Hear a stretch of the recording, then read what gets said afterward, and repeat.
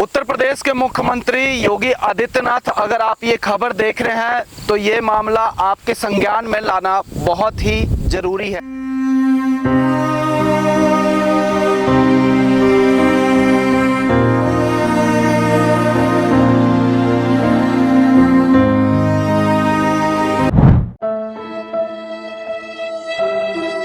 पैसे दिए तब जाके उन्होंने बॉडी हमारी बेटी की दिखाई।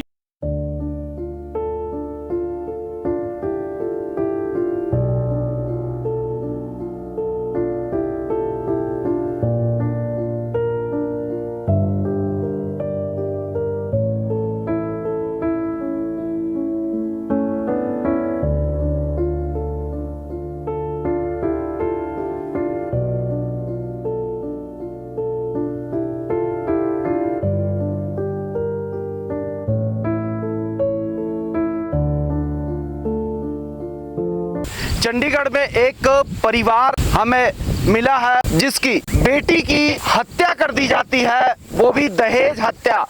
दहेज मांगने को लेकर अक्सर ऐसी हत्याएं उत्तर प्रदेश में देखने और सुनने को मिलती है, लेकिन जब इंसाफ का समय आता है तो पुलिस कार्रवाई क्या होती है, इसका सबूत हम आपको इस वक्त चंडीगढ़ से दे रहे हैं।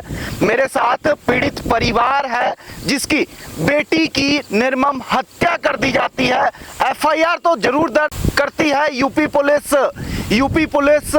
उन्नाव जिले की पुलिस, लेकिन आरोपी को गिरफ्तार नहीं किया जाता है। बकायदा थाने में उसे बिठाकर उसे चाय पिलाया जाता है, उसके बाद उसे घर भेज दिया जाता है और जो परिवार है वो दर दर की ठोकरें खाने को मजबूर हो रहा है। पूरा मामला हम जानते हैं। पीड़ित जिस महिला की या कह सकते हैं जिस युवती की मौत हुई है, उसके परिजन मेरे साथ हैं, उसके माता पिता मेरे साथ हैं, वही बताएंगे इस मामले को। क्या नाम है आपका? शिवचरण जी। क्या हुआ था शिवचरण जी? हमें तो जी 11 बजे मुझे फोन आया कि आपकी बेटी मरी पड़ी है। कौन से तारीख को 11 बजे फोन आया? 27 तारीख को। हाँ, 27 तारीख को मेरे को दूसरे ने फोन किया कि 27 मई कि तुम्हारी बेटी मार दी गई है, आप चले आओ, जहर खा लिया। 27 अप्रैल को फोन आया होगा आपको। कहाँ से फोन आया, किसने फोन किया? अहमदपुर से आया है, तो वो कहते हैं कि तुम्हारी बेटी मार दी गई है और जल्दी से जल्दी आ जाओ। आप चंडीगढ़ में रहते हैं? यहाँ चंडीगढ़ में रहते हैं। क्या काम करते हो आप? हम झाड़ू पोछा करते हैं भैया। झाड़ू पोछा करते हैं। हाँ जी। क्या उम्र थी और कब शादी हुई थी आपकी बेटी? हमारी 24 साल की थी, अब 3 साल हुए ना, जून से 3 साल हो जाएंगे। 21 जून को मैंने शादी करी थी, 21 जून से पूरा 3 साल होके चौथा साल लग जाएगा। क्या नाम था आपकी बेटी का? पीती 24 साल की थी। 24 साल की थी। आपको कैसे पता लगा कि आपकी बेटी को वहाँ मार दिया गया है? क्या जो दामाद है उसने मारा? आपको कैसे यकीन है कि आपके तो उनका सर यही है कि हमारी लड़की को गाड़ी पे गाड़ी देना, अगर नहीं गाड़ी दोगी तो मैं लाल किला दिखा दूंगा। तो वही यकीन हो गया कि लाल किला दिखा दिया मुझे। किसने ये बात कही थी? ये जमाई ने बोला था। हाँ जी, लाल किला दिखा। हाँ, लाल किला दिखाएंगे। 27 तारीख को जब फोन आया तो आप उत्तर प्रदेश पहुँचे? हाँ, उत्तर प्रदेश में पहुँचे। आप उत्तर प्रदेश गए थे? जी, यहाँ से चंडीगढ़? हाँ, हम जी घर पहुँचे। पहुँच के हम सुबह सफीपुर कोतवाली में गए, वहाँ हमने एफआईआर लिखाई। लिखाने के बाद एफआईआर हमें नहीं दे रहे थे, करते उन्होंने 4:30 बजे मुझे एफआईआर दिया और ये कह रहे थे कि कोई बात नहीं है, जब हम जो भी आप कहोगे हम जैसा वैसा हम आपका करा देंगे, आप परेशान ना हो। जैसा कहोगे वैसा, जैसा आप कहोगे हम वैसा करा देंगे, आप परेशान ना हो।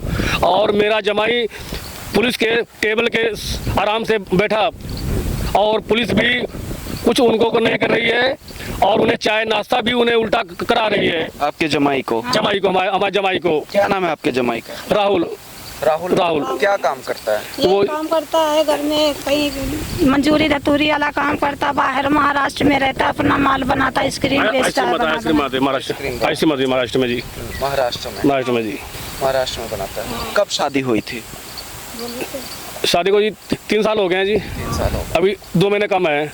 अरे देखिए, जिस तरह की मैं आपको यहाँ जानकारी दे देता हूँ कि जो पीड़ित परिवार है वो पढ़ा लिखा नहीं है, बहुत ही गरीब तबके से आता है, इसलिए थोड़ी सी बोलचाल में उत्तर प्रदेश की आपको झलक भी दिखाई देगी। उत्तर प्रदेश के उन्नाव जिले के इन्होंने अपनी बेटी की शादी करी थी और सबसे बड़ी बात है कि जो सामूहिक विवाह हुआ था उसमें खुद उत्तर प्रदेश के मुख्यमंत्री योगीनाथ मौजूद थे। क्या ये सच बात है कि योगीनाथ उस समय मौजूद थे? उस समय नहीं, उनके सारे ऑनलाइन से सब शुरू होते हैं, चालू होते हैं उनके सारे, उस खबर को सुनते, सब सुनते हैं वो सुनते हैं। हाँ, और शादी भी एक ही मैच होती है, चाहे 20 लड़कियाँ, चाहे 30 लड़कियाँ हो, एक ही मैच से ही सब शादी होती है। हाँ, और हमारे उन्नाव जिला के मंत्री साहब भी थे, मगर मुझे मंत्री साहब का नाम नहीं पता है जी। शादी हुई उसके बाद, क्या शादी के बाद आपके दामाद ने कभी दहेज, शादी के कितने दिनों के बाद दहेज मांगना शुरू किया आपके दामाद ने? उन्होंने जी बस ये कम से कम 6 महीने के बाद ही ये टॉर्चर करना शुरू किया कि मामा मुझे ये चाहिए वो चाहिए। क्या मांगता था? गाड़ी मांगे थे जी, बाइक, उन्होंने बाइक मांगा। मोटरसाइकिल? हाँ, मैं कहा अभी मेरे पास अभी देने की इतनी हस्ती नहीं है, हम अपनी छोटी बेटी की शादी करेंगे तो हम खेत कुछ उल्टा पुल्टा करके फिर दोनों दामाद को हम साथ ही में दे देंगे, दोनों दामाद को? दोनों समाज दे देंगे, अपना खेत बेच के दे देंगे आपको। आपने ये बात हाँ। की दामाद को? क्या मारपीट भी करता था आपका दामाद? हाँ जी, मेरी बेटी को मारता था, मगर मेरी बेटी ने बताया नहीं मुझे। एक दिन मुझे बेटी ने बताया पापा मुझे टॉर्चर करते हैं, तो मैं फिर भी हमने उनको फ़ोन पे समझा दिया था। उसके बाद फिर टॉर्चर करना बंद कर दिया, फिर 6 महीने के बाद फिर उसको टॉर्चर करना शुरू कर दिया। आपकी बेटी के बच्चे? 2 बच्चे, मेरी बेटी नातिन 1.5 साल की है, बेटा 7 महीना का है। बेटा नाती 7 महीने का है। अभी बच्चे कहाँ हैं? बच्चे अभी तो नियामतपुर में, बच्चे हमारे नियामत में ही हैं। ससुराल में लगते थे। लड़के के ससुराल? हाँ जी, मतलब वहीं आप जो पिता है उसके साथ हैं। हाँ। पुलिस ने इसमें क्या कार्रवाई करी? पुलिस ने कोई कार्रवाई नहीं की। मैं हाथ जोड़ के थक गया, कह रहे आप टेंशन मत लो, आप टेंशन मत लो, जैसा कहोगे हम वैसा ही करेंगे। मगर पुलिस वालों ने सिर्फ एक ही बात बोली, जैसा कहोगे हम वैसा करा देंगे, आप टेंशन मत लो। देखिए, हम आपको तस्वीर भी दिखा रहे हैं उस लड़की की जिसको आज आरोप है कि इसके ही पति ने और इनके ही दामाद ने इसे मार दिया, और एक एफआईआर भी दर्ज है। जिला उन्नाव सफीरपुर थाना है, 154 154 एफआईआर है और 29/4/2025 को ये एफआईआर दर्ज है, जिसमें गंभीर धाराओं के तहत मामला दर्ज तो कर लिया गया है, लेकिन आरोपी जो है वो अभी भी खुलेआम अपने घर पे रह रहा है। जब इस मामले में हमने उन्नाव जिले के सफीरपुर थाने के डीएसपी से बात करी तो उन्होंने पहले कहा कि हमें इस मामले की जानकारी नहीं है, लेकिन कुछ देर बाद ही उनकी कॉल बैक आई और उन्होंने कहा कि इसकी विसरा रिपोर्ट जो है वो भेज दी गई है। विसरा रिपोर्ट आने के बाद इसमें कानूनी कार्रवाई की जाएगी। क्या दहेज हत्या में जिस तरह की धाराएं लगाई गई है, क्या इसमें आरोपी की गिरफ्तारी नहीं बनती थी? विसरा रिपोर्ट आने में अगर बात की जाए तो कई ऐसे केसेस हैं, कई महीने भी लग जाते हैं विसरा रिपोर्ट आने में। क्या पीड़ित परिवार को विसरा रिपोर्ट आने तक इंतजार करना होगा? ये बड़ी बात है। हम आपको दिखाते हैं कि 29/4/2025 को एफआईआर दर्ज है, लेकिन आरोपी अभी भी बाहर है। आप कहाँ पहुंचे थे तो आपकी बेटी का जो मृत शरीर है वो दिखाया गया था? हमें वो उन्नाव में मिला, हमें यहाँ पोस्टमार्टम जहाँ होती है हमें वहाँ दिखाया गया। पोस्टमार्टम? हाँ, वहाँ दिखाया गया। किसने? पुलिस ने दिखाई? नहीं, पुलिस ने नहीं दिखाया जी। जब चीर-फाड़ हो गई तब मुझे बाहर निकाला, तब मुझे बुलाया गया। शिवचरण जी कहा जी, कहने लीजिए बॉडी आपको देंगे, बॉडी ले जाइए। पोस्टमार्टम रिपोर्ट है आपके पास? पोस्टमार्टम की रिपोर्ट पोस्टमार्टम नहीं है। कोई कागजात एफआईआर को छोड़कर आपको पुलिस ने क्या दिया? हमें कुछ नहीं दिया जी। मैं पोस्टमार्टम की रिपोर्ट मांगने गया थाने में कोतवाली में, उन्होंने कहा जी बिल्कुल नॉर्मल केस है, कोई दिक्कत ना करो, जो आप कहोगे हम वो कर देंगे, मगर हमें रिपोर्ट नहीं दिया। हमें रिपोर्ट हमने पोस्टमार्टम रिपोर्ट मांगी, दिया नहीं। पोस्टमार्टम रिपोर्ट गुस्से से उन्होंने मेरी फाइल बंद कर दिया। किसने बंद कर दिया? जो कंप्यूटर बैठे थे। मैंने कहा सर हमें रिपोर्ट दिखाइए, उसमें क्या लिखा हम भी पढ़ेंगे।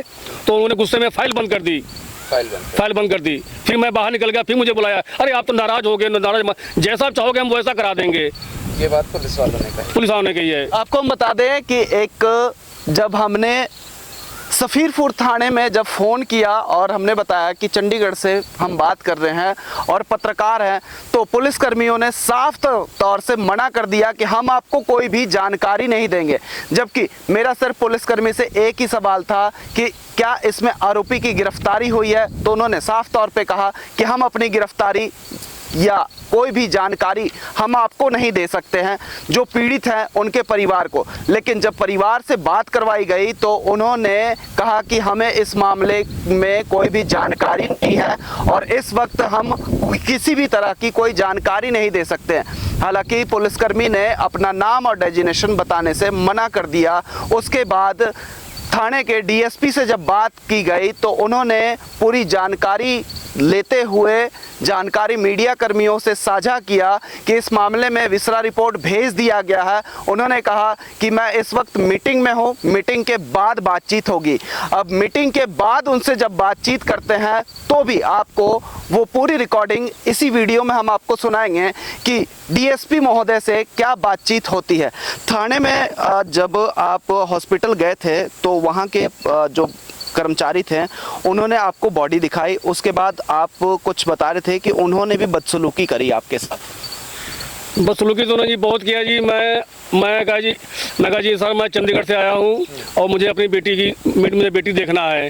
कहने अभी नहीं बेटी आपको दे, जब हम बुलाएंगे तब आपको बेटी दिखाएंगे।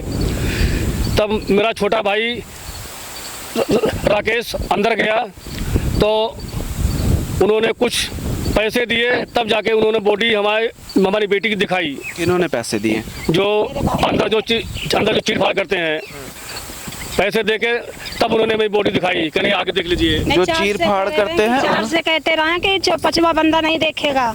पांचवा बंदा? हाँ, मतलब 4 लिखे हैं। 4 पैसे किसने मांगे थे? हॉस्पिटल के कर्मचारी? हाँ जी उन्होंने पैसे मांगे? हाँ जी मांगे थे। पैसे मांगे थे? हमने उन्हें 500 रुपये दिए थे। 500 रुपये दिए थे और मांग रहे थे। मैं कहा बाबूजी मैं गरीब आदमी, मेरे पास नहीं है, मैं मजदूरी करता हूँ, मेरे पास और नहीं है। कह रहे हम लोग 5-6 लोग हैं, इसमें क्या बांटेंगे हम। योगी जी, पुलिसकर्मी तो कर्मी जो आपके अस्पताल के लोग हैं वो किस तरह से लाशों का सौदा कर रहे हैं, इसका जीता जागता सबूत हम आपको पीड़ित परिवार से ही सुना रहे हैं कि आपके ही राज्य में जहां कानून व्यवस्था आपके द्वारा मजबूत करने की बात कही जाती है, कानून व्यवस्था पुख्ता करने की बात की जाती है, लेकिन उसी कानून व्यवस्था में लाशों का सौदा होता है आपके ही राज्य में।